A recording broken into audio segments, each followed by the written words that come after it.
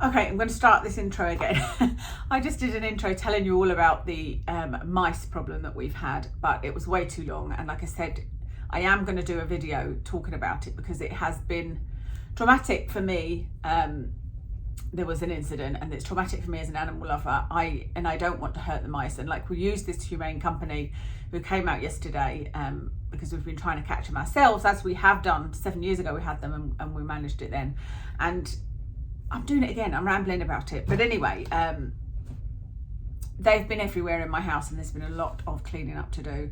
And yeah, it's been really upsetting and really stressful and really overwhelming with the amount of work to do. So that's why there's not been as many videos. It hasn't this time been my migraine. That's not really changed, to be honest. I'm on, well, it's a little bit better with being on the gabapentin. But also another video in there somewhere.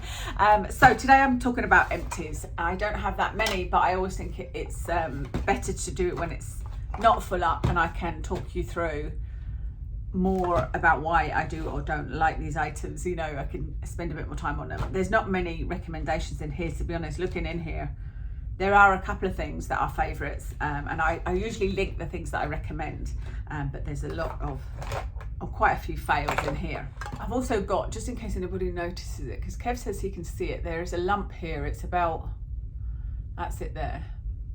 Can you see it? Look, almost looks like I've got an Adam's apple when I'm talking. This is a lump that I had tested, it was only a couple of months ago. I went and had an ultrasound of it. I had blood tests to check for thyroid levels and everything.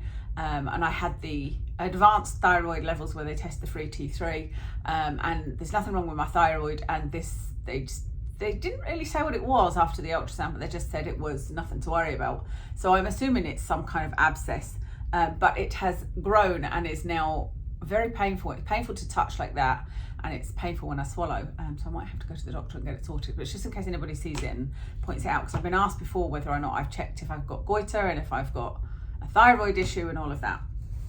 Right, actually onto the empties. I'm just going to grab stuff and talk about it. So the first thing is this Living Proof. It's called No Frizz, as in they've got frizz and then crossed it out, humidity shield. This did nothing at all.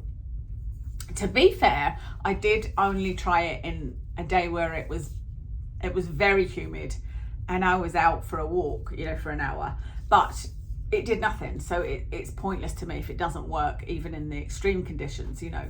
So yeah, I've tried it quite a few times and it does nothing for me. So that did not work at all.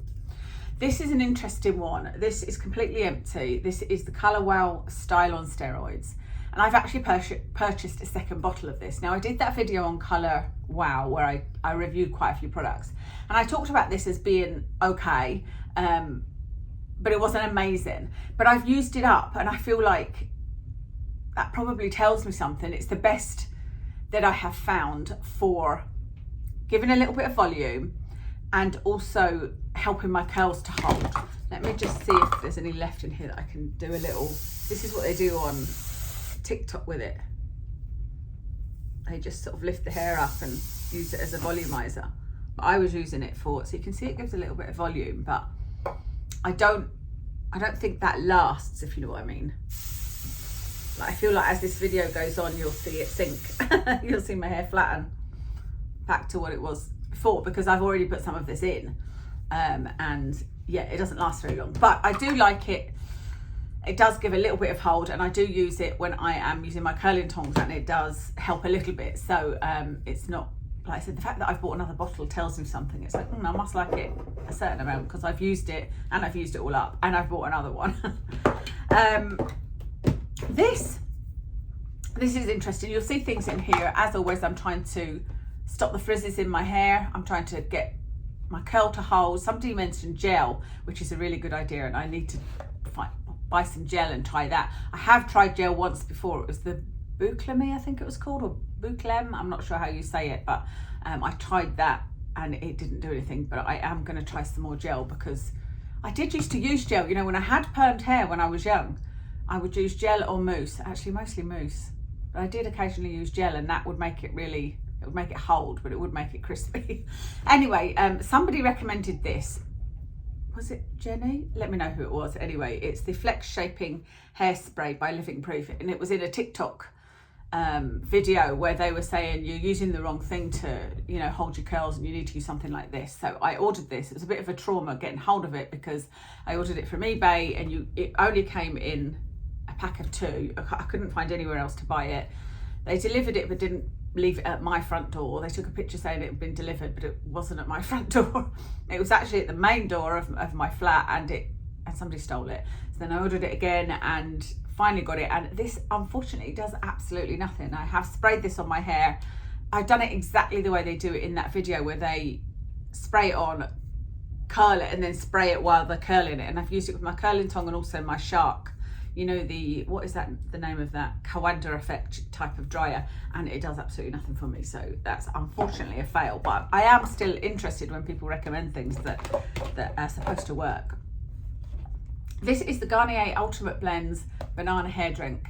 I do like this. I talked about this, I think, in a haul video, and I was worried that it was going to smell like banana, but it doesn't. It doesn't smell anything like banana to me because I don't like the smell of banana. But it's very alcohol smelling, like so strong that when I put it on my hair, I'm a bit like, whoa, I kind of move away in the shower, you know, from where I've just used it, and I can smell, even smelling it there, it's so strong. So it's not my favourite, but it does work really well on my hair to, you know, help with detangling and whatnot. But I don't use it on its own. I do tend to use that and either use another conditioner on top of it or use that, rinse it out and use another conditioner. So it's pretty good, and I probably would buy another bottle, but it's not my #1 choice because that really strong alcohol smell. This is the Olaplex No3. This is the Hair Perfector, and it's one of those, you use it pre-wash, and I use this overnight and I love it. I do always feel like my hair's stronger after using this. You know, my hair gets to a point, you probably notice it on camera, because I'll get to a point where I'm like, my hair feels like it's, you know, there's loads of hair shedding and it feels like it's getting thinner and it feels really dry, and then I'll take care of it more. Like I'll do an overnight oil thing where I put almond oil on and leave it in overnight and wash it out in the morning, or I'll put this on, or I'll use my Philip Kingsley elasticizer, and then it does feel stronger and more manageable and not as many hairs coming out, you know, that kind of thing. So I do love that Olaplex 3, and I think I've probably got another one in the cupboard. If not, I will buy another one for sure. Another hair product, this is the Moroccan Oil Frizz Shield Spray. Thankfully I only got this in a little bottle because it doesn't work at all. It's another one of those where I sprayed it on damp hair actually, which is what you're supposed to do, and I sprayed it on very liberally and blow dried my hair, and it did nothing for the frizzies, nothing at all, the flyaways, you know. So it's a no from me.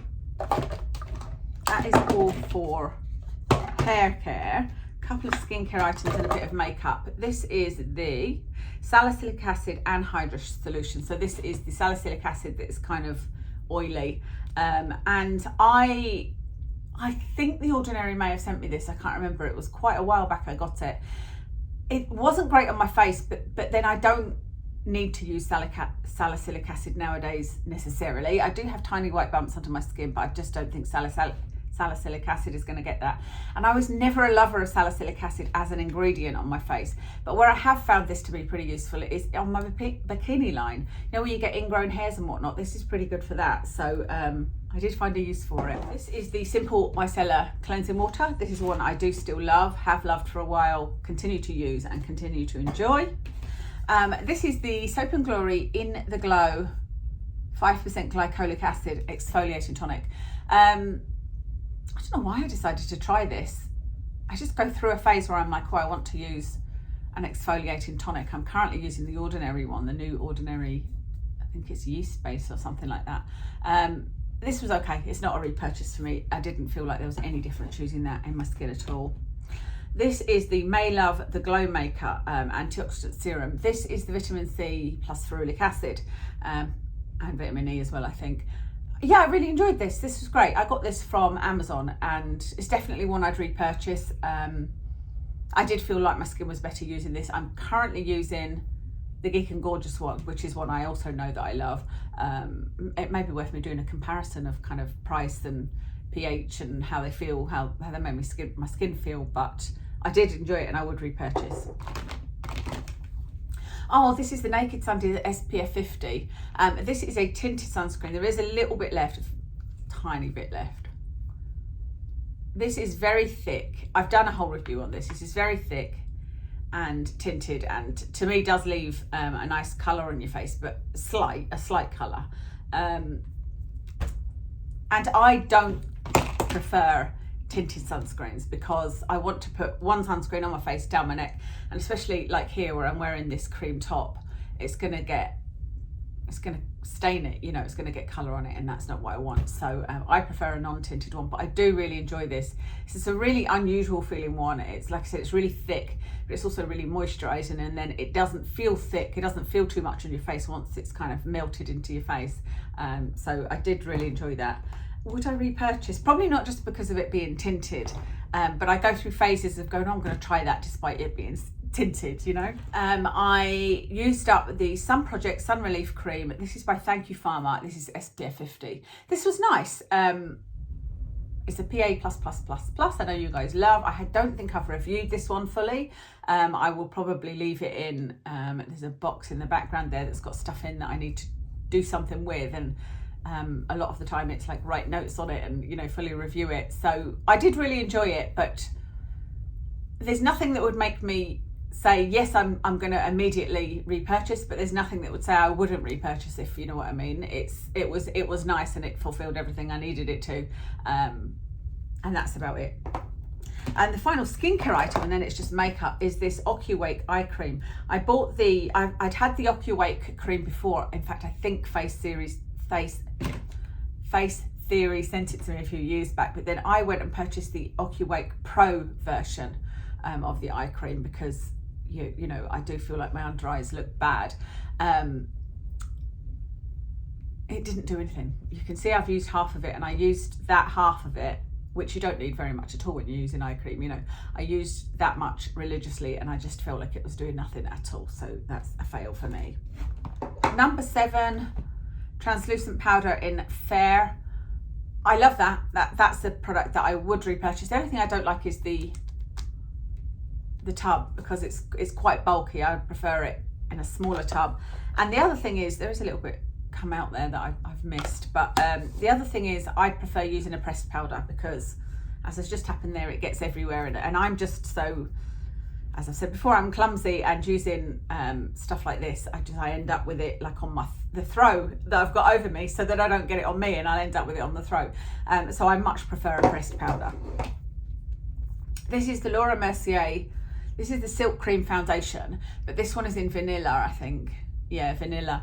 I just never use this because it's too bright for me, and I bought this one trying to find a colour that was more suitable for me. So you may remember me talking about foundation that I was wearing, and I wore my other one, I think I might still have it, in sand, but it was just so dark that I could get away with it just on the first day of self-tanning, but no other day. You know, other days it was just too orangey for me, and even when it went on, I used to think, oh, is that okay, that colour? But when it was on and I was on camera, it looked okay, but I just felt like it was too dark and I wanted something lighter. And so I tried this one, but this is way too light. I mean, it's like, ooh, that's a bit of grease that's come out with it there.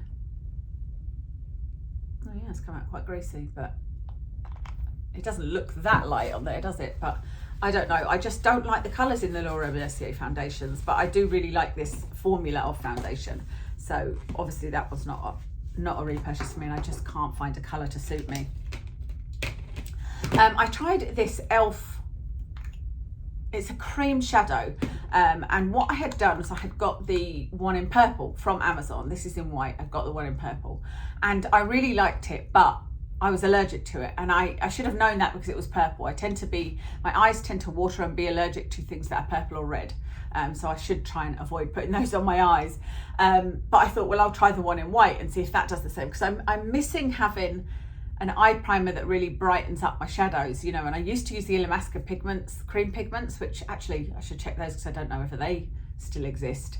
And I think mine just got so old, you know, because you don't use very much. But this white one this is just so dry, like I can barely get my finger across it there, and then I'm sort of dragging it across my eye, whereas the purple one wasn't dry at all. And I don't know whether that's just the difference in colour or whether that's just I got a bad one. Let me know if you've ever tried this. So that was a fail. Oh, this is my other eye primer. This has run out and I can't seem to find it online at all. It was a Smashbox 24-hour photo finish shadow primer. I repurchased this several times, loved it. It's really silicone-y. It really, I felt like, brightened up my shadow. It's probably why I'm starting to think of other eye primers, and I can't find anything like it. If you know of one, let me know. I believe the Milani one is supposed to be good. I noticed we do have Milani in Boots, but not, I did have a look and I couldn't see the eye primer, but maybe I can buy it online. But if it's really sort of silicone-y, I'd be really interested, you know, if it was anything like this 24-hour primer that you can no longer get. Then this is the e.l.f. H2O proof, waterproof eyeliner pen. It looks like that. This, I didn't test out whether or not it was waterproof, but I've been more into felt tip pens lately. I've done my eyes today with, I think it might be the Lisa Eldridge one, felt tip pen. But this one, it's not an actual brush, which I do like. I do prefer that on these type of pens. This one is just a felt tip, and it went on okay, but it quickly, after like 2 or 3 uses, I couldn't get a very thick line on this. It was like I needed to keep going over and over and over in order to get a very black line, so that was a fail for me. That's everything for my empties, so I hope you enjoyed that. I really want to come and review for you the Ordinary Retinol cream, because I've been using that and kind of thinking to myself, how does it compare to the Geek and Gorgeous? So I'll probably talk about that in the video, but it's down to when I get them edited. As always, you know, like I said, the migraine's still going on in the background, which means I don't get much time to edit, and then there's this mouse problem is still continuing. There are still mice coming in, I believe. That's why we had to get this guy out yesterday, to try and figure out where they're coming in so that we can close it off, and then hopefully we can catch some more and then they are gone, if you know what I mean. But if they're just going to keep on coming in, it's just going to be a nightmare. Let me tell you what I'm wearing makeup wise, if I can remember. What did I put on my eyes? I used my Charlotte Tilbury Easy Eye Palette on my eyes. On my cheeks is the KVD blush that I can't find online anymore, called Rosebud. On my lips is a Jaclyn Hill lipstick called Morphe, called Be Brave. And I think that's everything. Thank you so much for watching, and I'll speak to you again soon.